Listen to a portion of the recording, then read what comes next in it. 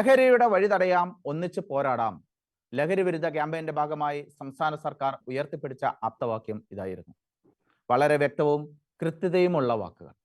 പൊതുസമൂഹം ഇത് ഏറ്റെടുക്കുക തന്നെ വേണം. കത്തോലിക്ക സഭ ഇത്തരം പ്രചരണങ്ങൾക്ക് ഒപ്പമുണ്ട്. പക്ഷേ സർക്കാരിന്റെ ഈ വാക്കുകളിൽ ആത്മാർത്ഥതയുണ്ടോ എന്ന് സംശയിച്ചു പോവുകയാണ്. കാരണം ഈ സർക്കാർ ഭരണത്തിൽ ഏറിയതിനു ശേഷം എത്രയോ ബാറുകളും ബീവറേജ് ഔട്ട്ലെറ്റുകളുമാണ് തുറന്നത്. വിദേശ മദ്യ ഷോപ്പുകളുടെ സൂപ്പർ മാർക്കറ്റുകൾ ആരംഭിച്ചിരിക്കുന്നു. ആവശ്യമെങ്കിൽ ഗുണഭോക്താക്കൾക്ക് മദ്യം വീട്ടിലും എത്തിക്കുന്ന പദ്ധതി ആലോചിച്ചുകൊണ്ടിരിക്കുന്നു. ആ സർക്കാരാണ് പറയുന്നത് ലഹരിയുടെ വഴി തടയാം, ഒന്നിച്ച് പോരാടാമെന്ന്. എന്തൊരു വിരോധാഭാസമാണ്! സർക്കാർ ഇന്നോ ഇന്നലെയോ ആണ് ലഹരി വിരുദ്ധ ക്യാമ്പയിൻ തുടങ്ങിയത്. എന്നാൽ കേരള കത്തോലിക്ക സഭ വർഷങ്ങൾക്ക് മുമ്പേ ലഹരിക്കെതിരെയുള്ള പ്രവർത്തനങ്ങളുമായിട്ടാണ് മുന്നോട്ട് പോകുന്നത്. അതുകൊണ്ട് തന്നെ ഏത് സർക്കാർ ലഹരി വിരുദ്ധ പ്രവർത്തനങ്ങളുമായി മുന്നോട്ട് വന്നാലും സർക്കാരിനോടൊപ്പം കത്തോലിക്ക സഭ എന്നും ഉണ്ടാവും എന്നാണ് ഉറപ്പിച്ചു പറയുന്നത്. എന്നാൽ അത്തരം പ്രവർത്തനങ്ങളിൽ സർക്കാരിന് ആത്മാർത്ഥത ഉണ്ടായിരിക്കണം എന്ന് മാത്രം. നമസ്കാരം. ക്രൈസ്തവർ ഇന്ന് നേരിടുന്ന പ്രധാന വെല്ലുവിളികൾ പൊതുസമൂഹത്തിന് മുമ്പിൽ തുറന്നു കാണിക്കുന്നതിനായി ഷെക്കീന ടെലിവിഷൻ ഒരുക്കുന്ന ചർച്ചാവേദി ഫയർ റൂമിൽ ഇന്ന് ചർച്ച ചെയ്യുന്നു. ലഹരി വിരുദ്ധ പ്രവർത്തനങ്ങൾ, കത്തോലിക്ക സഭയും സർക്കാരും. ഇന്ന് ഈ വിഷയത്തിൽ നമ്മളോട് പ്രതികരണങ്ങൾക്കായി എത്തിയിട്ടുള്ള സാമൂഹ്യ നിരീക്ഷകൻ ഫാദർ റോയി കണ്ണഞ്ചിറ CMI, തൃശൂർ അതിരൂപത കത്തോലിക്ക കോൺഗ്രസ് മുൻ പ്രസിഡന്റ് അഡ്വക്കേറ്റ് ബിജു കുണ്ടുകുളം എന്നിവർക്കും പ്രിയ പ്രേക്ഷകർക്കും ഫയർ റൂമിന്റെ പുതിയൊരു എപ്പിസോഡിലേക്ക് സ്വാഗതം. അത് ഞാൻ അഡ്വക്കേറ്റ് ബിജു കുണ്ടുകുളത്തിലേക്ക് വരികയാണ്. അങ്ങ് കത്തോലിക്ക സഭയുടെ വിവിധ സംഘടനകളുടെ നല്ല രീതിയിൽ പ്രവർത്തിച്ചിട്ടുള്ള ഒരു എക്സ്പീരിയൻസ് ഉള്ള ഒരാളാണ്. സഭയുടെ പ്രവർത്തനങ്ങളെ കൃത്യമായി നിരീക്ഷിക്കുന്നതും അതുപോലെ തന്നെ അതിലേക്ക് നയിച്ചുകൊണ്ടിരുന്ന ഒരു വ്യക്തിയാണ്. കത്തോലിക്ക സഭ മദ്യവിരുദ്ധ സമിതികളോ അല്ലെങ്കിൽ ലഹരി വിരുദ്ധ ക്യാമ്പയിനുകളുമായിട്ടുള്ള പ്രവർത്തനങ്ങൾ എന്തായിരുന്നു? ഒരു ആമുഖം എന്ന നിലയ്ക്ക് അങ്ങേക്കത് പറയാം. കത്തോലിക്ക സഭയുടെ ചരിത്രം എടുത്തു പരിശോധിച്ചാൽ തീർച്ചയായിട്ടും ലഹരി വിരുദ്ധ പ്രവർത്തനങ്ങൾക്ക് അതിന്റെ ബോധവൽക്കരണം, ഒരുപക്ഷെ ലഹരിക്ക് അടിമപ്പെട്ടവർക്ക് ചികിത്സാ സൗകര്യങ്ങൾ, അഭയകേന്ദ്രങ്ങളൊക്കെ ഒരുക്കുന്നതിൽ വളരെ മുമ്പേ തന്നെ ഒട്ടേറെ സംരംഭങ്ങൾ ആരംഭിച്ചിട്ടുള്ള ഒരു സംവിധാനമാണ് ഇന്ന് കാണാവുന്നത്. അത് ഒരു രൂപതയിൽ മാത്രം ഒതുങ്ങി നിൽക്കുന്നത്. തൃശ്ശൂർ അതിരൂപത എടുത്ത് നോക്കിയാൽ നെക്സ്റ്റ് എന്ന് പറയുന്ന ഒരു സ്ഥാപനം ധാരാളം മദ്യപന്മാരെ മദ്യ വിമുക്തിയിലേക്ക് നയിക്കുവാൻ സഹായകരമായ ഒരു സ്ഥാപനമായിരുന്നു. അനേകം പേര് അതുമായി ബന്ധപ്പെട്ട് പ്രവർത്തിക്കുകയും ഒരുപക്ഷെ കേരളത്തിൽ തന്നെ മാതൃകയാകുന്ന രീതിയിൽ ആ സ്ഥാപനത്തിന്റെ പ്രവർത്തനം ഒന്ന് മാറുകയും ചെയ്തിട്ടുണ്ട്. ഇത് തൃശ്ശൂർ അതിരൂപതയുടെ മാത്രം ഒരു അനുഭവമല്ല. മറ്റു കേരള കത്തോലിക്ക സഭയിലെ വിവിധ റീത്തുകളിലെ രൂപതകൾ എടുത്ത് പരിശോധിച്ചാലും സമാനമായ പ്രവർത്തനം കാഴ്ചവെച്ചതായിട്ട് കാണാം. അപ്പൊ സഭയുടെ പ്രവർത്തനം എന്ന് പറയുന്നത് ഒരുപക്ഷെ പ്രവർത്തനങ്ങളിൽ ഏറ്റവും മുന്നിട്ട് നിന്നൊരു മേഖല എന്ന് പറയുന്നത് ലഹരി വിരുദ്ധ പ്രവർത്തനങ്ങൾ തന്നെയായിരുന്നു. അതിന് മുഖ്യ പ്രാധാന്യം സഭ നൽകിയിട്ടുണ്ട്. അതിന്റെ ഗുണം ഈ പൊതുസമൂഹം, അത് ക്രൈസ്തവർ മാത്രമല്ല കേരളത്തിലെ പൊതുസമൂഹം അനുഭവിച്ചിട്ടുണ്ട്. കത്തോലിക്ക സഭയുടെ പ്രബോധനങ്ങളും കത്തോലിക്ക സഭയുടെ വിശ്വാസ പ്രമാണങ്ങളും എല്ലാം തന്നെ ഈ ലഹരിയുമായി ബന്ധപ്പെട്ട എല്ലാ തിന്മകൾക്കും എതിരാണ് എന്ന് വളരെ വ്യക്തമായിട്ട് ചരിത്രം രേഖപ്പെടുത്തുന്ന സംഭവമാണ്. ഓക്കെ, വ്യക്തമാണ്. ഫാദർ റോയി കണ്ണഞ്ചിറ, ഒക്ടോബർ 2 ഗാന്ധി ജയന്തി ദിനത്തിൽ ഞായറാഴ്ച തന്നെ ലഹരി വിരുദ്ധ ആചരണം നടത്തണം എന്നുള്ളൊരു പ്രചാരണമൊക്കെ സർക്കാരിന് നിർബന്ധ ബുദ്ധി വന്നിരുന്നു. സ്കൂളുകൾ തുറക്കണം എന്നുള്ളതൊക്കെ അന്ന് കത്തോലിക്ക സഭയൊക്കെ കൃത്യമായ ഒരു നിർദ്ദേശം അല്ലെങ്കിൽ സർക്കാരിന് മുമ്പിൽ വെച്ചിരുന്നു. മതബോധന വിദ്യാർത്ഥികളെ കാറ്റഗിസം പഠിപ്പിക്കേണ്ടതാണ്, മതപരിശീലനം നടത്തേണ്ടതാണ്, അതോടൊപ്പം തന്നെ വിശുദ്ധ കുർബാനയിൽ പങ്കെടുക്കേണ്ടതാണ്, ഞായറാഴ്ച സാബത്തായിട്ട് ആചരിക്കുന്ന ദിവസമാണ് ക്രൈസ്തവർ, അന്നത്തെ ദിവസം അതിൽ നിന്ന് ഒഴിവാക്കണമെന്നൊക്കെ നിരവധി നിർദ്ദേശങ്ങളൊക്കെ സർക്കാരിലേക്ക് വെച്ചു. പക്ഷെ അതൊന്നും സർക്കാർ കേട്ടിരുന്നില്ല. സർക്കാരിന്റെ മുമ്പിൽ അന്ന് നിർബന്ധപൂർവമായിട്ടും അത് ചെയ്യണമെന്നുള്ളതാണ്. പക്ഷെ അന്ന് വളരെ ഇടതുപക്ഷ സർക്കാർ തന്നെ ഒരു സഭാവിരുദ്ധ ലൈൻ, അതായത് കത്തോലിക്ക സഭ ലഹരി വിരുദ്ധ പ്രവർത്തനങ്ങൾക്ക് പിന്നോട്ട് നിൽക്കുന്നു എന്നുള്ള ഒരു പ്രതീതി ജനിപ്പിക്കുന്ന തരത്തിലുള്ള ചില ആക്ഷേപങ്ങളൊക്കെ വന്നിരുന്നു. എന്താണ് അങ്ങേക്ക് ഇതിനകത്ത് പറയാനുള്ളത്? ഒക്ടോബർ 2 വിഷയം ഏറെ കേരളത്തിൽ ചർച്ച ചെയ്യപ്പെട്ട് കഴിഞ്ഞൊരു കാര്യമാണ്. ഒക്ടോബർ 2 തീർച്ചയായിട്ടും ലഹരി വിരുദ്ധ സന്ദേശം കുട്ടികളിലും പൊതുസമൂഹത്തിലും എത്തിക്കുക എന്ന് പറയുന്നത് ഏറ്റവും ഉചിതമായ ഒരു ദിവസമാണ്. കാരണം അത് നമ്മുടെ രാഷ്ട്രപിതാവായ ഗാന്ധിജിയുടെ ദിനമാണ്, ഗാന്ധി ജയന്തിയാണ്. അന്നത് ചെയ്യേണ്ടത് തീർച്ചയായിട്ടും ഉചിതമാണ്. അതിനകത്ത് ഒരിക്കലും നമുക്ക് സർക്കാരിനെ കുറ്റം പറയാൻ പറ്റില്ല. പക്ഷെ ഒക്ടോബർ 2 ഈ വർഷം ഒരു ഞായറാഴ്ചയായി മാറി എന്നുള്ളത് കൊണ്ട് ആയിരക്കണക്കിന് വിദ്യാലയങ്ങൾ നടത്തുന്ന കത്തോലിക്ക സഭയും ക്രൈസ്തവ സമൂഹങ്ങളും ആ ഒരു ദിവസം ഒന്ന് മാറ്റിവെച്ച് മറ്റൊരു ഉചിതമായ ദിനത്തിൽ ഈ ലഹരി വിരുദ്ധ സന്ദേശം കുട്ടികളിൽ എത്തിക്കാം എന്നൊരു സഹകരണ മനോഭാവം സർക്കാരിനോട് പ്രഖ്യാപിച്ചപ്പോൾ ഈ ഞായറാഴ്ച തന്നെ ലഹരി വിരുദ്ധ സന്ദേശം കൊടുത്താലേ കുട്ടികളുടെ മനസ്സിലേക്ക് ഈ ലഹരി വിരുദ്ധ സന്ദേശം എത്തുകയുള്ളൂ എന്ന് ബന്ധപ്പെട്ട അധികാരികൾക്ക് എന്തോ ഒരു നിർബന്ധ ബുദ്ധി ഉള്ളതുപോലെയായിരുന്നു പ്രതികരണങ്ങളെല്ലാം വന്നത്. ഇപ്പോൾ റോണി പറഞ്ഞ പോലെ കത്തോലിക്ക സഭ ഞായറാഴ്ച പരിശുദ്ധമായി ആചരിക്കണമെന്ന മതപരമായ അവകാശം മുന്നിൽ നിർത്തിയാണ് ചോദിച്ചത്. കത്തോലിക്ക സഭയ്ക്ക് മാത്രമല്ല, കേരളത്തിലെ ക്രൈസ്തവ സമൂഹം മുഴുവൻ ഏകദേശം 20% വരുന്ന ഒരു ജനവിഭാഗമാണ് സർക്കാരിനോട് ചോദിക്കുന്നത്, ഞങ്ങളുടെ വിശ്വാസ അനുഷ്ഠാനത്തിന് തടസ്സം വരുന്ന ഈ ഒരു പ്രഖ്യാപനത്തിൽ നിന്ന് ഒരു ദിവസം ഒന്ന് മാറ്റിത്തരാമോ എന്നാണ് ചോദിക്കുന്നത്. അപ്പോഴേക്കും സർക്കാരിന്റെ വാശി എന്താണ്? ഗാന്ധി ജയന്തി ദിനത്തിൽ തന്നെ ഒക്ടോബർ 2 തന്നെ ഈ ലഹരി വിരുദ്ധ സന്ദേശം പ്രഖ്യാപിക്കണം എന്നുള്ളതാണ്. സത്യത്തിൽ അതിലൊരു ആത്മാർത്ഥത ഉണ്ടായിരുന്നോ എന്ന് നമ്മൾ എല്ലാവരും അറിയാതെ ചിന്തിച്ചു പോയി. ഇതാരാണ് ഈ പറയുന്നത്? ഈ ലഹരി വിരുദ്ധ സന്ദേശം കേരളത്തിൽ കൊടുക്കണം എന്ന് ആരാണ് ഈ പറയുന്നത്? ലഹരി വിമുക്ത കേരളത്തിന് വേണ്ടി ലഹരിയുടെ വഴികൾ അടയ്ക്കുന്ന വ്യക്തികളാണോ ഈ പറയുന്നത്? എന്തുകൊണ്ടാണ് സാക്ഷര സമ്പന്നമായ കേരളത്തിന് സർക്കാരിന്റെ ആ ഒരു ദുർവാശി കണ്ടപ്പോൾ ആക്ഷേപം തോന്നിയത്? എന്തുകൊണ്ടാണ് സർക്കാരിനെ പൊതുസമൂഹം പുച്ഛിച്ചത്? ഇതിലൊരു പ്രത്യേകം മതവിഭാഗത്തെ, ക്രൈസ്തവ ന്യൂനപക്ഷമായ ക്രൈസ്തവ സമൂഹത്തെ അവരുടെ അവകാശങ്ങൾ നിഷേധിച്ചാലും ഇവിടെ മറ്റൊന്നും സംഭവിക്കില്ല. അതേസമയം ഇത് മറ്റേതെങ്കിലും ഒരു മതവിഭാഗത്തിന്റെ പുണ്യ ദിനമാണ്,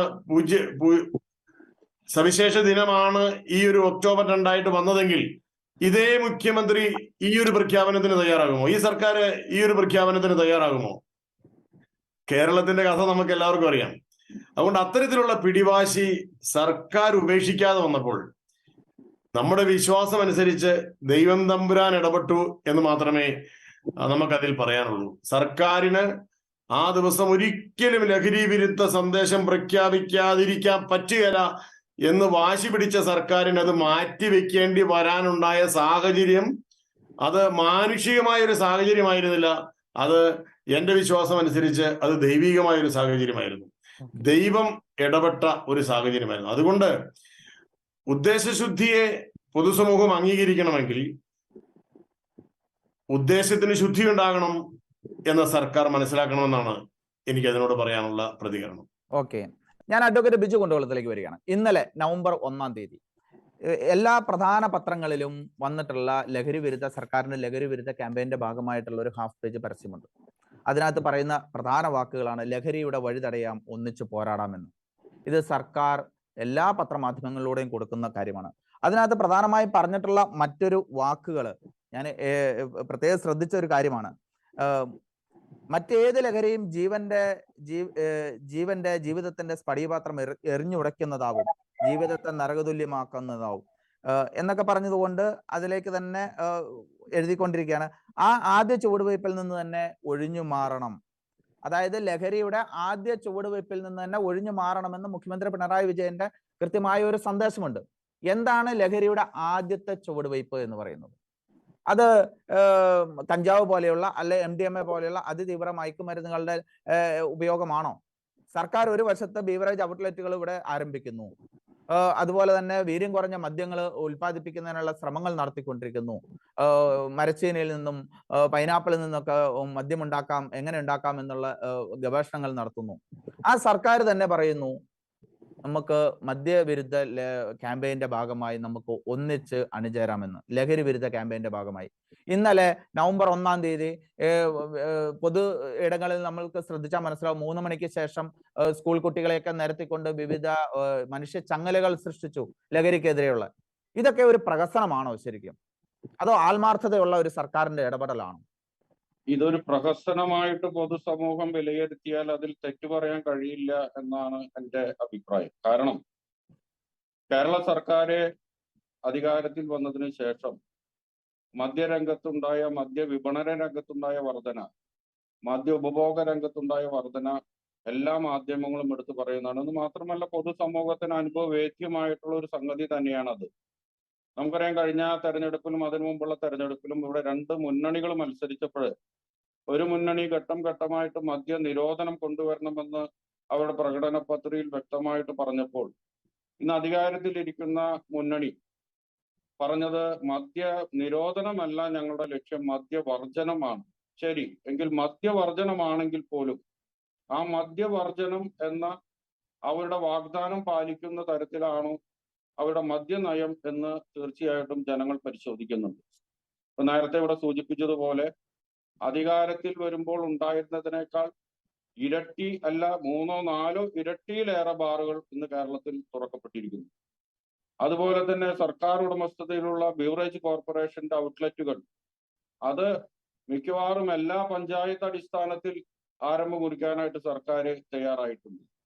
എന്ന് മാത്രമല്ല, നമുക്കറിയാം, പരിപാവനമായ ആരാധനാലയ കേന്ദ്രങ്ങൾ, അതുപോലെ തന്നെ വിദ്യാലയങ്ങൾ, ഇങ്ങനെയുള്ള സ്ഥലങ്ങളിൽ നിന്ന് നിശ്ചിതമായ ദൂരപരിധിയിൽ മാത്രമേ മദ്യശാലകൾ ആരംഭിക്കാൻ പാടുള്ളൂ എന്ന് കൃത്യമായിട്ട് നിയമം നിഷ്കർഷിച്ചിരിക്കെ ആ നിയമത്തിൽ വെള്ളം ചേർത്ത് ഒരുപക്ഷെ എവിടെയും മദ്യശാലകൾ ആരംഭിക്കാനുള്ള ഒരു അനുമതി നൽകുന്ന നിലയിലേക്ക് ഗവൺമെന്റ് നിയമ ഭേദഗതികൾ കൊണ്ടുവരുന്നു. ഇതുപോലെ ധാരാളം ഉദാഹരണങ്ങൾ ഗവൺമെന്റിന്റെ മദ്യവർജന നയം അത് ആത്മാർത്ഥമായി പ്രഖ്യാപിച്ചതാണോ, ആത്മാർത്ഥമായിട്ട് നടപ്പിലാക്കാൻ ശ്രമിക്കുന്നതാണോ എന്ന കാര്യത്തിൽ സംശയിക്കത്തക്ക ധാരാളം അനുഭവങ്ങൾ കേരളത്തിലെ പൊതുസമൂഹത്തിൽ ഉണ്ടായിട്ടുണ്ട്. അതുകൊണ്ട് തന്നെ കേരള ഗവൺമെന്റ് ഇങ്ങനെ ലഹരി വിരുദ്ധ കാമ്പയിനുമായിട്ട് മുന്നോട്ട് വരുമ്പോൾ അതിന്റെ ഉദ്ദേശശുദ്ധി ചോദ്യം ചെയ്താൽ പൊതുസമൂഹത്തെ കുറ്റം പറയാനായിട്ട് നമുക്ക് സാധിക്കുകയില്ല. ഇനി അങ്ങനെ ഒരു കാമ്പയിൻ ആരംഭിച്ചാൽ തീർച്ചയായിട്ടും പൊതുസമൂഹം അത് മുഖവിലേക്ക് എടുക്കേണ്ടതാണ് എന്നുകൂടി നമ്മളിവിടെ അഭിപ്രായപ്പെടേണ്ടതായിട്ടുണ്ട്. കാരണം ഇത് പൊതുസമൂഹത്തിനെ തന്നെ കാർന്നു തിന്നുന്ന വലിയ ഒരു വിപത്തായി മാറിയിട്ടുണ്ട് എന്ന കാര്യത്തിൽ യാതൊരു സംശയമില്ല. നമ്മൾ പ്രത്യേകം ശ്രദ്ധിക്കേണ്ട ഒരു കാര്യം, ഏതെങ്കിലും ഒരു മേഖലയിൽ എന്തെങ്കിലുമൊക്കെ പ്രശ്നമുണ്ടാകുമ്പോൾ മാത്രമാണ് ആ മേഖലയിലേക്ക് അധികാരികളുടെ ശ്രദ്ധ തിരിയുന്ന ഒരു അവസ്ഥ ഉണ്ട്. ഇപ്പൊ ഉദാഹരണത്തിന് നമുക്കറിയാം, ഏതാനും ദിവസങ്ങൾക്ക് മുമ്പാണ് ഒരു ടൂറിസ്റ്റ് ബസ് അപകടം കേരളത്തിലുണ്ടായത്. അതിനുശേഷം ഈ ടൂറിസ്റ്റ് ബസ്സുകളുടെ അതിന്റെ ഉപയോഗത്തെ സംബന്ധിച്ച്, അല്ലെങ്കിൽ അത് ഏത് രീതിയിൽ റോഡുകളിൽ അത് ഉപയോഗിക്കുന്നു എന്നതിനെ സംബന്ധിച്ച് ധാരാളം നിയമങ്ങൾ ഉണ്ടെങ്കിൽ പോലും അത് കർശനമായി നടപ്പിലാക്കാൻ അധികാരികൾ തയ്യാറാക്കുന്ന കാഴ്ച നമുക്കുണ്ട്. എവിടെയെങ്കിലും ഒരു ഭക്ഷ്യവിഷബാധ ഉണ്ടായാൽ ഉടനെ ഹോട്ടലുകളിൽ കയറി ഭക്ഷ്യവസ്തുക്കളൊക്കെ പരിശോധിക്കുന്ന ഒരു പ്രവണത. ഇങ്ങനെ എന്തെങ്കിലുമൊക്കെ ആപത്തോ അപകടമോ ഒക്കെ സംഭവിക്കുമ്പോൾ മാത്രം ആ മേഖലയുമായിട്ട് ബന്ധപ്പെട്ട നിയമങ്ങൾ നടപ്പിലാക്കുന്ന ഒരു സ്ഥിതിവിശേഷം ഈ അടുത്ത കാലത്ത് നമ്മുടെ പൊതുസമൂഹത്തിൽ ഭരണാധികാരികളിൽ നിന്ന് കണ്ടുകൊണ്ടിരിക്കുന്നുണ്ട്. ഇതുപോലെ തന്നെ നമുക്കൊന്നും നിയന്ത്രിക്കാൻ സാധിക്കാത്ത തലത്തിലേക്ക് ലഹരിയുടെ ആപത്ത് കടന്നു ചെന്നപ്പോൾ, അല്ലെങ്കിൽ നമുക്ക് ഗവൺമെന്റിനോ അധികാരികൾക്കോ നിയന്ത്രിക്കാൻ കഴിയാത്ത തലത്തിലേക്ക് ഈ ലഹരിയുടെ കരാളഹസ്തങ്ങൾ കേരളത്തിലെ പൊതുസമൂഹത്തെ, പ്രത്യേകിച്ച് യുവതലമുറയെ ബാധിച്ചപ്പോഴാണ് ഒരുപക്ഷെ ഗവൺമെന്റ് ഇത്തരം നിയന്ത്രണ പരിപാടികളുമായിട്ട് മുന്നോട്ട് വന്നിട്ടുള്ളത് എന്ന് കാണാൻ കഴിയും. അപ്പൊ അതൊരു താൽക്കാലികമായ ഒരു സംവിധാനം മാത്രമായിട്ടാണ് പൊതുസമൂഹം ഇപ്പോഴും കാണുന്നത്. നമ്മുടെ വിദ്യാലയങ്ങളിൽ, നമ്മുടെ കലാലയങ്ങളിൽ, ഒരുപക്ഷെ നമ്മളുടെ തെരുവോരങ്ങളിലൊക്കെ സാധാരണ ലഭിക്കുന്ന ഒരു വസ്തുവായിട്ട് ലഹരി വസ്തുക്കൾ മാറിയിരിക്കുന്നു എന്നത് യാഥാർത്ഥ്യമാണ്. അപ്പൊ ഇത്രയും വലിയൊരു ആപത്ത് നമ്മുടെ മുറ്റത്തെത്തിയപ്പോഴാണ് സർക്കാർ ഇങ്ങനെ ഒരു കമ്പൈനായിട്ടാണെങ്കിൽ പോലും മുന്നോട്ട് വന്നിട്ടുള്ളത്. അപ്പോൾ ആത്മാർത്ഥതയെ, അല്ലെങ്കിൽ അതിന്റെ ശരിയായിട്ടുള്ള അവരുടെ ഉദ്ദേശ ശുദ്ധിയൊക്കെ ചോദ്യം ചെയ്യുന്നുണ്ടെങ്കിൽ പോലും ഇതിനോട് കത്തോലിക്ക സഭയും അതുപോലെ തന്നെ ഇതര സമുദായങ്ങളും പൊതുസമൂഹം സഹകരിക്കണം എന്ന് തന്നെയാണ് നമുക്ക് പ്രത്യേകമായിട്ട് ഈ തരുണത്തിൽ പറയാനായിട്ട് കഴിയുക. ഗവൺമെന്റിന്റെ ഉദ്ദേശശുദ്ധി എന്തു തന്നെയായാലും അവരുടെ കാമ്പയിൻ പരിപാടിയുമായിട്ട് സഹകരിച്ച് മുന്നോട്ട് പോകണം. പക്ഷെ അതിന് ആത്മാർത്ഥതയുണ്ട് എന്ന് തെളിയിക്കുന്ന രീതിയിൽ ഗവൺമെന്റ് നടപടികളുമായിട്ട് മുന്നോട്ട് വരണം എന്ന് മാത്രമേ ഇത്തരണത്തിൽ നമുക്ക് ആവശ്യപ്പെടാൻ കഴിയൂ. കാരണം മദ്യം വിറ്റ് അതിന്റെ പ്രധാനപ്പെട്ട ഒരു വരുമാനം അതിൽ നിന്ന് ഉണ്ടാക്കിയതിനു ശേഷം ഒരു ലഹരി വിരുദ്ധ കാമ്പയിൻ നടത്തുന്ന ഗവൺമെന്റിന്റെ നടപടിക്ക് പകരം എല്ലാ ലഹരി മേഖലയും, അത് മദ്യമായാലും ഇതര ഈ ലഹരി മേഖലയായാലും അവിടെയൊക്കെ നിയന്ത്രണങ്ങൾ കൊണ്ടുവന്ന് പൊതുവെ സമൂഹത്തിന് വിശ്വാസമുണ്ടാക്കുന്ന, അധികാരികളിൽ വിശ്വാസമുണ്ടാക്കുന്ന നടപടികളുമായിട്ട് മുന്നോട്ട് പോകണം. അല്ല, ഇപ്പോ ഇതിലൊരു പ്രധാനപ്പെട്ട ആപത്ത് ഞാൻ കാണുന്നത് മദ്യമാകാം, പക്ഷെ നേരത്തെ പറഞ്ഞ പോലെ വീര്യം കൂടിയ അല്ലെങ്കിൽ കൂടുതൽ അപകടകരമായത് ലഹരി വസ്തുക്കളാണ്, കഞ്ചാവ് പോലുള്ള ലഹരി വസ്തുക്കളാണ്, മദ്യമാകാം എന്നൊരു നയം. അത് ഒരിക്കലും നമുക്ക് സ്വീകാര്യമല്ല. ആ നയത്തിൽ നിന്ന് മാറിക്കൊണ്ട് ഗവൺമെന്റ് എല്ലാ ലഹരി വസ്തുക്കളെയും തള്ളി പറയുന്ന രീതിയിലേക്ക് ഒരു നയവുമായിട്ട് മുന്നോട്ട് വന്നാൽ അത് ഒരുപക്ഷെ കൂടുതൽ ഉപകാരപ്പെടും. ഈ ഗവൺമെന്റിന്റെ ഇത്തരം ശ്രമങ്ങൾക്ക്, ലഹരി വിരുദ്ധ കാമ്പയിന് കൂടുതൽ സ്വീകാര്യത ലഭിക്കും എന്നാണ് എനിക്ക് തോന്നുന്നത്. ഓക്കെ, അഡ്വക്കേറ്റ് ബിജു കുണ്ടോളം പറഞ്ഞത് വളരെ വ്യക്തമായ ഒരു കാര്യമാണ്. കാരണം എന്തെങ്കിലും ഒരു ഭക്ഷ്യ വിഷബാധ ഉണ്ടാകുമ്പോഴോ അല്ലെങ്കിൽ ടൂറിസ്റ്റ് ബസ്സുകളുടെ അപകടം ഉണ്ടാകുമ്പോഴോ മാത്രം വിഷയാധിഷ്ഠിതമായി പെട്ടെന്നൊരു റെയ്ഡോ കാര്യങ്ങളോ പെട്ടെന്നൊരു എന്തെങ്കിലും കുറച്ച് ആളനക്കം ഉണ്ടാക്കുകയോ അല്ലെങ്കിൽ ബസ്സുകളുടെ പെയിന്റ് മാറ്റി അടിക്കുകയോ ഷവർമ നിരോധിക്കുകയോ ചെയ്യുന്നത് കൊണ്ട് മാത്രം ഇത്തരം വിഷയങ്ങൾ അവസാനിക്കപ്പെടുന്നില്ല. സർക്കാരും സംവിധാനങ്ങളും കൃത്യമായി കരുതലോടെ അതാത് ഉത്തരവാദിത്തപ്പെട്ടവർ കൃത്യമായി ഡ്യൂട്ടികൾ ചെയ്യേണ്ടതുണ്ട് എന്നുള്ളതാണ്. ഞാൻ ഫാദർ റോയ് കണ്ണഞ്ചിറയിലേക്ക് വരികയാണ്. കഴിഞ്ഞ വർഷം നമ്മുടെ കല്ലറങ്ങാട്ട് പിതാവ് നാർക്കോട്ടിക് ജിഹാദിനെതിരെ കൃത്യമായ ഒരു സന്ദേശം ആളുകൾക്ക് നൽകിയിരുന്നു. അതിനെയൊക്കെ വളരെ തെറ്റായ രീതിയിൽ ചില സഭാവിരുദ്ധരൊക്കെ ന്യായീകരിച്ചൊക്കെ കണ്ടു, അല്ലെങ്കിൽ തെറ്റായ രീതിയിൽ ആക്ഷേപിക്കുന്നതൊക്കെ കണ്ടു. പക്ഷേ അതിൽ നിന്നൊക്കെ സർക്കാർ അന്നൊന്നും അത് കൃത്യമായി വീക്ഷിച്ചിരുന്നുവെങ്കിൽ ഇത്തരം ഒരു ഇപ്പോഴും ഉണ്ടാവുന്ന 1400 കോടി രൂപയുടെ മയക്കുമരുന്ന് കേരളത്തിലേക്ക് കടത്തി, അല്ലെങ്കിൽ 100 കോടിയുടെ മയക്കുമരുന്ന് പിടിച്ചു, അങ്ങനെയുള്ള അനുദിനം വരുന്ന വാർത്തകളുടെ ഒരു സാഹചര്യമൊക്കെ ഒഴിവാക്കാമായിരുന്നു സർക്കാർ ജാഗ്രതാപൂർവം പ്രവർത്തിച്ചിരുന്നുവെങ്കിൽ. മറ്റൊരു കാര്യം ഞാനിവിടെ സ്പഷ്ടമായിട്ട് അച്ഛനിലേക്ക് ചോദിക്കാൻ ഉദ്ദേശിക്കുകയാണ്. ഇന്നലെ മുഖ്യമന്ത്രി കുട്ടികളുടെ കൈപിടിച്ച് അല്ലെങ്കിൽ സ്കൂൾ കുട്ടികളെയും ജനപ്രതിനിധികളെയും പൊതുസമൂഹത്തെയൊക്കെ മനുഷ്യ ചങ്ങലകൾ നിർമ്മിച്ചുകൊണ്ട് ലഹരിക്കെതിരെയുള്ള ഒരു ക്യാമ്പയിന്റെ ഭാഗമായി മുഖ്യമന്ത്രി കൈപിടിച്ച് നടക്കുന്നത് കണ്ടു. വളരെ നല്ലൊരു സന്ദേശമാണ്, തെറ്റൊന്നുമില്ല, ക്യാമ്പയിനുകൾ ആവശ്യമാണ്. പക്ഷേ അതൊരു പ്രഹസനമാണോ, അല്ലെങ്കിൽ അത് പൊതുജനങ്ങൾക്ക് അങ്ങനെ ഒരു പ്രഹസനമായിട്ട് തോന്നുന്നു? എന്താണ് അച്ഛന് പറയാനുള്ളത്? നല്ലൊരു ചോദ്യമാണ്. അഭിമന്യ കല്ലറങ്ങാട്ട് പിതാവ് കഴിഞ്ഞ വർഷം നടത്തിയ പരാമർശത്തെ പറ്റിയുള്ള ചർച്ചകൾ നിരവധി നടന്നതാണ്.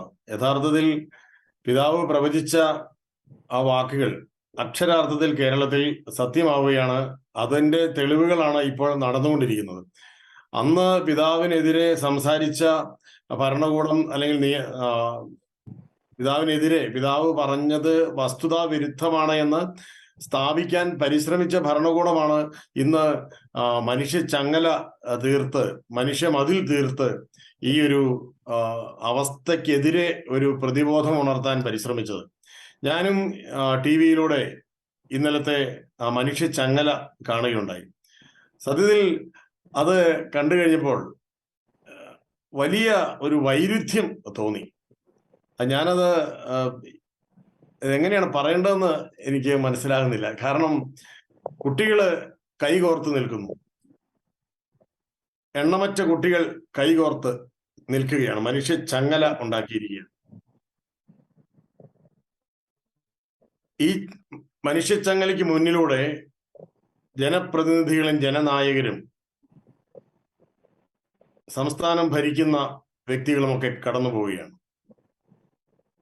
ഒരുപക്ഷെ ഈ അടുത്തടുത്ത് നിൽക്കുന്ന കുട്ടികൾ ഒരു മനുഷ്യ മതിൽ പോലെയാണ് നിൽക്കുന്നത്. അവരൊരു പക്ഷേ ലഹരി ഞങ്ങളുടെ ജീവിതത്തിലേക്കും പൊതുസമൂഹത്തിലേക്കും കടന്നു വരാതിരിക്കാനുള്ള മനുഷ്യ മതിലാണ് ഞങ്ങൾ എന്ന് പ്രഖ്യാപിക്കുകയായിരിക്കാം.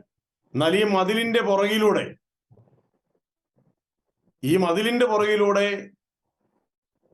മദ്യപിക്കാൻ ആസക്തിയുള്ളവർ, ആഗ്രഹമുള്ളവർക്ക് പതുങ്ങി പോകാനുള്ള ഒരു സാഹചര്യം കൂടി ഇതേ ഭരണകൂടം ഉണ്ടാക്കി വെച്ചിട്ടുണ്ട് ഈ കേരളത്തിൽ എന്നത് എന്തുകൊണ്ടാണ് ഈ പ്രതിജ്ഞ ചൊല്ലിക്കൊടുക്കുന്ന ഭരണാധിപന് മനസ്സിലാകാതെ പോകുന്നത്? അതല്ലേ നാടകം?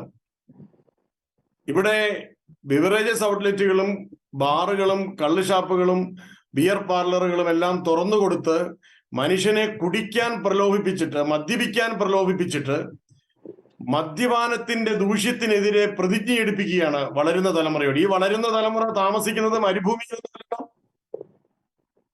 ഈ കുട്ടികൾ ഈ കയ്യും കോർത്ത് പിടിച്ചിട്ട് ഈ കൈയഴിച്ച് ഇവര് തിരിച്ച് നടന്നു ചെല്ലുന്നത് വീട്ടിലേക്കല്ലേ? അപ്പോൾ അവിടെ 4 കാലിലാണ് ഇവരുടെ മാതാപിതാക്കളിൽ ചിലർ നിൽക്കുന്നത്, അച്ഛനമ്മമാരിൽ ചിലർ നിൽക്കുന്നത്, സഹോദരങ്ങളിൽ ചിലർ നിൽക്കുന്നതെങ്കിൽ ഈ കുട്ടികൾ കണ്ടുപഠിക്കുന്നത് എന്താണ്? മദ്യപിക്കാനുള്ള ആസക്തിയെ ഒരു തരത്തിലും നിയന്ത്രിക്കേണ്ട ആവശ്യമില്ലാത്ത ഒരു പൊതുസമൂഹത്തിലാണ് കേരളം എന്ന ഈ ഒരു സംസ്ഥാനത്താണ് എൻ്റെ മദ്യപാന ആസക്തിയുള്ള അച്ഛനോ സഹോദരനോ ഈവൻ അമ്മയോ ഒക്കെ ജീവിക്കുന്നത് എന്ന് മനസ്സിലാക്കുന്ന കുട്ടി എവിടെ പോയിട്ടാണ് ഈ ആത്മനിയന്ത്രണം പരിശീലിക്കുന്നത്?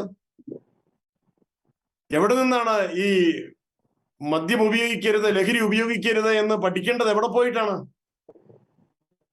ഈ വിശക്കുന്ന പട്ടിയുടെ മുമ്പിലേക്ക് ഒരു എല്ലിട്ട് കൊടുത്തിട്ട് പകുതിയെ കടിക്കാവൂ എന്ന് പറയുന്ന ഒരു വിഡ്ഢിത്തമുണ്ടല്ലോ. അതല്ലേ ഈ ഭരണകൂടം ഈ കേരളത്തിന്റെ പൊതുമനസാക്ഷിയുടെ മുമ്പിൽ ഇത്രയും ലജ്ജാരഹിതമായി അവതരിപ്പിക്കുന്നത്?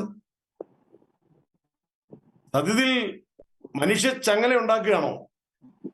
ഈ മനുഷ്യച്ചങ്ങല കൊണ്ട് എന്താണ് നേടുന്നത്? അതിനേക്കാൾ കൂടുതൽ ഞാൻ മുമ്പ് സൂചിപ്പിച്ചതുപോലെ 2021 കൂടുതൽ 2022 എത്തിയപ്പോഴേക്കും 95 കോടി കൂടി അധികമായി 624 കോടിയിലേക്ക് മദ്യത്തിന്റെ ഉപഭോഗം വർദ്ധിച്ച ഒരു കേരളത്തിൽ അതിനുള്ള സാഹചര്യങ്ങൾ മുഴുവൻ ഒരുക്കി കൊടുത്ത സർക്കാർ തന്നെ ഈ മദ്യപിച്ചോളൂ എന്ന് പറഞ്ഞുകൊണ്ട് എല്ലാ മദ്യപാന ആസക്തിയുള്ളവർക്കും ബിവറേജസ് ഔട്ട്ലെറ്റിന്റെ വാതിലുകൾ തുറന്നു കൊടുത്തിട്ട് കൊച്ചുകുട്ടികളെ അതിന്റെ മുമ്പിൽ നിർത്തി മനുഷ്യച്ചങ്ങല ഉണ്ടാക്കിച്ചിട്ട് ഇവരെന്താണ് ചെയ്യുന്നത്? എല്ലാ ആസക്തികളുടെയും ദൗർബല്യങ്ങളുടെയും അടിമത്തത്തിന്റെ ചങ്ങലകളിൽ ഈ കുട്ടികളുടെ കുടുംബാംഗങ്ങളെ കൂട്ടിയിട്ടിട്ട് ഈ കുട്ടികൾ ചങ്ങല ഉണ്ടാക്കുന്നത് ആർക്കു വേണ്ടിയാണ്? സത്യത്തിൽ ഇവർ ഇന്നലെ ഉണ്ടാക്കിയ ചങ്ങല ഇവരുടെ മാതാപിതാക്കൾക്ക് ഈ ഗവൺമെന്റ് ഉണ്ടാക്കി കൊടുത്ത അടിമത്തത്തിന്റെ ചങ്ങലകളുടെ പ്രതീകമായിരുന്നു എന്നാണ് എനിക്ക് പറയാനുള്ളത്. ആക്ഷേപിക്കുകയാണ് കേരളത്തിന്റെ പൊതുസമൂഹത്തെ ഈ ഭരണകൂടം.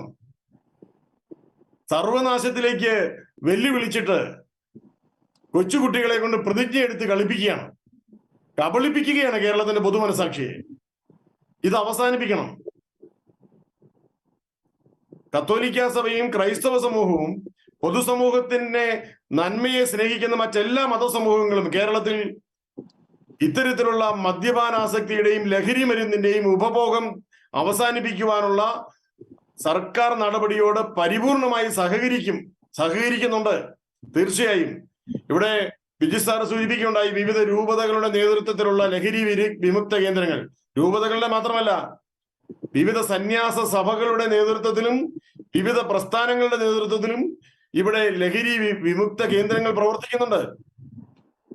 അവിടേക്കൊക്കെ വരുന്നത് ഈ കേരളത്തിന്റെ ഏറ്റവും കുലീനമായ ക്രീമി ലെയറിന് മുകളിലുള്ള നിരവധി വ്യക്തികളാണ്.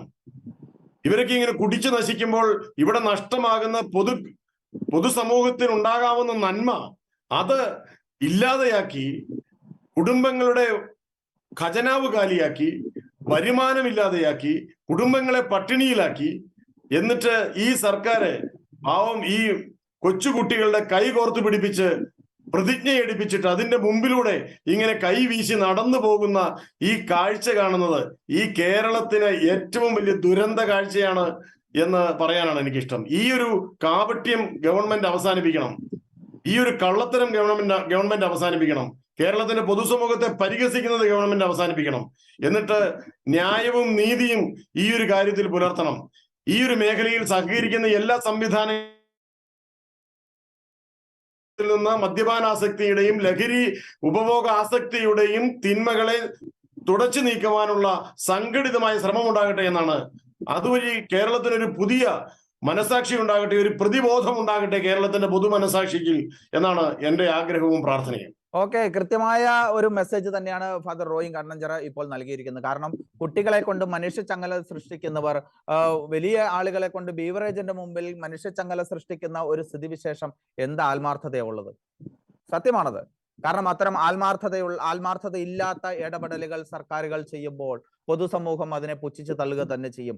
എന്നാൽ സർക്കാരിന് അതോടൊപ്പം തന്നെ മറ്റു ചില കാര്യങ്ങളിലൂടെ കൂടി ഇടപെടൽ നടത്തേണ്ടതുണ്ട്. അഡ്വക്കേറ്റ് ബിജു കുണ്ടുകുളം, ഇത്തരം കാര്യങ്ങൾ വരുമ്പോൾ തന്നെ സർക്കാരിൻ്റെതായ ചില നിയമവ്യവസ്ഥകൾ, അതായത് കേസുകളിൽ പിടിക്കപ്പെടുന്നവർ, അത് നർക്കോട്ടിക് കേസുകളിലോ അത് ഏതു തരം കേസുകളിൽ, ലഹരി സംബന്ധമായ കേസുകളിൽ പിടിക്കപ്പെടുമ്പോൾ അവരൊക്കെ രക്ഷപ്പെട്ടു പോകുന്ന ചില നിയമത്തിൻ്റെതായ പഴുതുകൾ അത് സർക്കാർ പരിഹരിക്കേണ്ടതല്ലേ?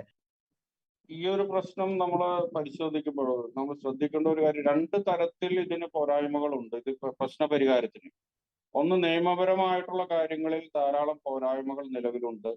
രണ്ട്, സമൂഹത്തിന്റെ ഈ ഒരു പ്രശ്നത്തോടുള്ള മനോഭാവത്തിന്റെ കാര്യത്തിലും പ്രശ്നങ്ങളുണ്ട്. NDPS ആക്ട്, ആ ആക്ട് പ്രകാരമാണ് ഇന്ന് നമ്മൾ ഈ ലഹരി വിരുദ്ധ പ്രവർത്തനങ്ങൾക്കൊക്കെ അതിനെതിരെയൊക്കെ പ്രവർത്തിക്കുന്നത്. ഇപ്പൊ നിയമപാലകരെ സംബന്ധിച്ച് ഈ ആക്ടിന് കീഴിൽ അവർ പ്രവർത്തിക്കേണ്ടി വരുമ്പോൾ ആ ആക്ടിൽ ആ നിയമത്തിൽ നിലവിലുള്ള പോരായ്മകളൊക്കെ അവരുടെ പ്രവർത്തനങ്ങളെ ബാധിച്ചുകൊണ്ടിരിക്കുന്നുണ്ട്. ഉദാഹരണത്തിന് ഈ NDPS ആക്ടിലെ സൈക്കോട്രോപിക് സബ്സ്റ്റൻസ് എന്ന് പറയുന്ന ആ വിഭാഗത്തിലെ കഞ്ചാവ്, അതുപോലെ തന്നെ MDMA പോലുള്ള അതിരൂക്ഷമായ ലഹരി വസ്തുക്കൾ മാത്രമാണ് ഉൾപ്പെടുത്തിയിട്ടുള്ളത്. അപ്പൊ എന്തുകൊണ്ട് മദ്യം ഉൾപ്പെടെയുള്ള ലഹരി വസ്തുക്കളൊന്നും ഉൾപ്പെടുന്നില്ല? അപ്പൊ ഞാൻ പരിശോധിക്കുമ്പോൾ അതിലൊക്കെ നിയമവിദഗ്ധർ പറയുന്ന ഒരു കാര്യം, ഈ സൈക്കോട്രോപിക് സബ്സ്റ്റൻസ് എന്ന് പറയുന്ന നിർവചനത്തിന് മദ്യം ഉൾപ്പെടുത്താത്തതിന് പ്രധാനപ്പെട്ട കാരണം അത് ഗവൺമെന്റിന്റെ ഒരു പ്രധാന വരുമാന സ്രോതസ്സായതുകൊണ്ടാണെന്നാണ് പറയുന്നത്. അപ്പോൾ ഈ സൈക്കോട്രോപിക് സബ്സ്റ്റൻസ് അത് നിരോധിക്കണമെങ്കിൽ തീർച്ചയായിട്ടും മദ്യവും അതിൽ ഉൾപ്പെടുത്തിയാൽ മാത്രമേ ഇതിന് എന്ന് പറഞ്ഞാൽ വീര്യം കുറഞ്ഞതിൽ നിന്ന് വീര്യം കൂടിയതിലേക്ക്, ഒരുപക്ഷെ ഇപ്പോഴത്തെ തലമുറ വീര്യം കുറഞ്ഞ അല്ലെങ്കിൽ അപകടം കുറഞ്ഞു എന്ന് അവർ ക്ലെയിം ചെയ്യുന്ന ആ മദ്യപാനമാണ് അവരുടെ ലഹരി ഉപഭോഗത്തിന് ഉപയോഗിക്കുന്നതെങ്കിൽ അടുത്ത തലമുറ അതിൽ സംതൃപ്തരല്ല. അവർ കൂടുതൽ ലഹരി അന്വേഷിച്ചു പോകുന്നു. ഒരുപക്ഷെ വിദ്യാർത്ഥികൾക്കിടയിലും യുവജനങ്ങൾക്കിടയിലും മദ്യത്തെക്കാൾ ഉപരി മറ്റു ലഹരി വസ്തുക്കൾക്ക്, കഞ്ചാവ് പോലെയുള്ള, കൊക്കൈൻ പോലെയുള്ള കൂടുതൽ അപകടകരമായ ലഹരി വസ്തുക്കൾക്ക് അടിമപ്പെടുന്നതിന് കാരണം കൂടുതൽ ലഹരി തേടി പോകുന്ന ഒരവസ്ഥയിലേക്ക് അവർ എത്തപ്പെട്ടത് കൊണ്ടായിരിക്കാം. അപ്പോൾ തീർച്ചയായിട്ടും നിലവിലുള്ള നമ്മുടെ ഈ നിയമത്തിൽ ഈ സൈക്കോട്രോപിക് സബ്സ്റ്റൻസ് എന്ന് പറയുന്ന നിർവചനത്തിൽ മദ്യം കൂടി ഉൾപ്പെടുത്തേണ്ടതായിട്ടുണ്ട് എന്ന് പല നിയമവിദഗ്ധരും അഭിപ്രായപ്പെട്ടുകൊണ്ടിരിക്കുന്നുണ്ട്. പിന്നെ നിലവിലുള്ള നിയമത്തിൽ തന്നെ വളരെ ചെറിയ ക്വാണ്ടിറ്റി കഞ്ചാവ് കയ്യിൽ വെച്ചാൽ അത് വളരെ നിസ്സാരമായ ഒരു കുറ്റമായിട്ടേ കാണുന്നുള്ളൂ. ഉദാഹരണത്തിന്, കഞ്ചാവ് 1 കിലോഗ്രാം കയ്യിൽ വെച്ചാൽ അത് വലിയൊരു കുറ്റമല്ല. സ്മോൾ ക്വാണ്ടിറ്റി എന്നാണ് നിയമത്തിൽ തന്നെ പറയുന്നത്. NDPS ആക്ടിൽ പറയുന്നു 1 കിലോഗ്രാം കഞ്ചാവ് കൈവശം വെച്ചാൽ സ്മോൾ ക്വാണ്ടിറ്റി ആണ്, അതുകൊണ്ട് വളരെ കുറഞ്ഞ ശിക്ഷ എന്ന് പറഞ്ഞാൽ 6 മാസത്തെ തടവ് ശിക്ഷ അല്ലെങ്കിൽ 10,000 രൂപ ഫൈൻ. ഇത് ഏതെങ്കിലും ഒന്ന് അനുഭവിച്ചാലും മിക്കവാറും 10,000 രൂപ ഫൈനിട്ട് അവൻ രക്ഷപ്പെട്ടു പോകുന്ന ഒരു അവസ്ഥയാണ്. അതേസമയം 20 കിലോഗ്രാം കഞ്ചാവ് കൈവശം വെച്ചാൽ മാത്രമേ അതൊരു കൊമേഴ്സ്യൽ പർപ്പസിന് വേണ്ടിയിട്ടുള്ള അല്ലെങ്കിൽ കച്ചവടത്തിന് വേണ്ടി കഞ്ചാവ് കൈവശം വെച്ചു വന്ന കുറച്ച് ഗുരുതരമായ ഒരു കുറ്റമായിട്ട് മാറുന്നുള്ളൂ. ഇതുപോലെ കൊക്കൈന്റെ കാര്യം എടുത്താൽ വളരെ ഗുരുതരമായിട്ടുള്ള ലഹരി വസ്തുവാണ് കൊക്കൈൻ എന്ന് പറയുന്നത്. അത് 2 ഗ്രാം കൈവശം വെച്ചാൽ അതൊരു സ്മോൾ ക്വാണ്ടിറ്റി ആയിട്ട് കണക്കാക്കുന്നു. അവന് വലിയൊരു കുറ്റമായിട്ട് നിയമത്തിന്റെ മുമ്പിൽ കാണപ്പെടുന്നില്ല. അതേസമയം 100 ഗ്രാം ആയാൽ മാത്രമേ ഒരു കൊമേഴ്സ്യൽ പർപ്പസിന് അല്ലെങ്കിൽ കച്ചവടത്തിന് വേണ്ടി കൈവശം വെക്കുന്നു എന്ന് പറയുന്നു. അതുപോലെ ഹെറോയിൻ 5 ഗ്രാം കൈവശം വെച്ചാൽ അത് സ്മോൾ ക്വാണ്ടിറ്റിയാണ്. 100 ഗ്രാം കൈവശം വെച്ചാൽ മാത്രമേ അത് വലിയൊരു തെറ്റായിട്ട് കാണും. അപ്പോൾ ഇങ്ങനെ അളവിന്റെ കാര്യത്തിൽ കൂടുതലും കുറയ്ക്കുന്നതൊക്കെ കണ്ടുകൊണ്ട് നിയമത്തിന്റെ എല്ലാ പഴുതുകളും ഇന്ന് ഈ ഒരു ലോബി ഉപയോഗിച്ചുകൊണ്ടിരിക്കുന്നുണ്ട്. അതുകൊണ്ട് തന്നെ പലരും ശിക്ഷയിൽ നിന്ന് കൂടുതൽ ഗൗരവമുള്ള ശിക്ഷയിൽ നിന്ന് രക്ഷപ്പെട്ടു പോകുന്ന ഒരു സാഹചര്യം നിലവിലുണ്ട്. അപ്പൊ നമ്മുടെ നിയമവ്യവസ്ഥയിൽ തന്നെ ഈ ലഹരിക്ക് എതിരെയുള്ള നിയമവ്യവസ്ഥയിൽ തന്നെ ധാരാളം പോരായ്മകൾ നിലവിലുണ്ട്. അതൊരു പക്ഷെ നമ്മുടെ പോലീസിനെ പറഞ്ഞിട്ട് കാര്യമുണ്ടോ എന്ന് എനിക്ക് തോന്നുന്നില്ല. അവർക്ക് നിലവിലുള്ള നിയമപരിധിക്കുള്ളിൽ നിന്ന് മാത്രമേ പ്രവർത്തിക്കാൻ കഴിയുന്നുള്ളൂ. അപ്പൊ നിയമ സംവിധാനത്തിൽ തന്നെ ഇതിനെതിരെയുള്ള നിയമ സംവിധാനത്തിൽ തന്നെ ചില മാറ്റങ്ങൾ അടിയന്തരമായിട്ട് അധികാരികൾ കൊണ്ടുവരേണ്ടതായിട്ടുണ്ടെന്ന് സൂചിപ്പിക്കാൻ വേണ്ടിയിട്ടാണ് ഞാൻ ഇത്രയും പറയാനായിട്ട് ഇടവന്നത്.